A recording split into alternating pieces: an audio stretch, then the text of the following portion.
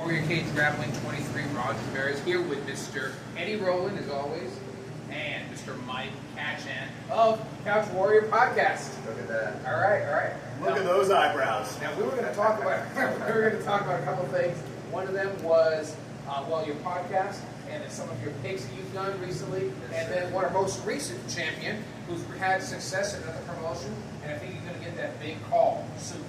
Yes, sir. So why don't you tell us a little bit about the man himself?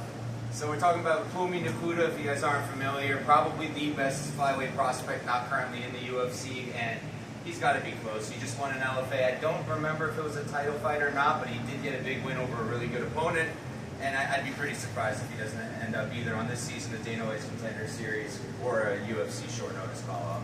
That's what I was thinking. I was thinking short notice as well.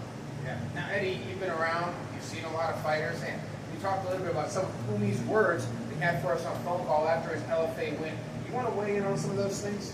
Yeah, from what I understand, high praise because we were an effective training and I guess promotional source for him to showcase what he could do. He learned for himself. He went hard against lots of opponents that day. Yeah. Multiple rounds. Gave up weight and came out smelling like a rose. Actually, he smells wonderful.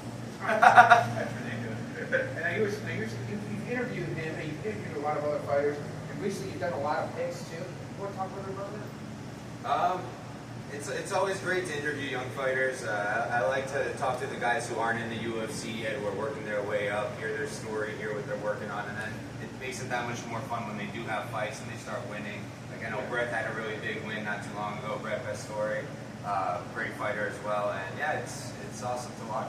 Well, the three fighters we have here tonight at Warrior.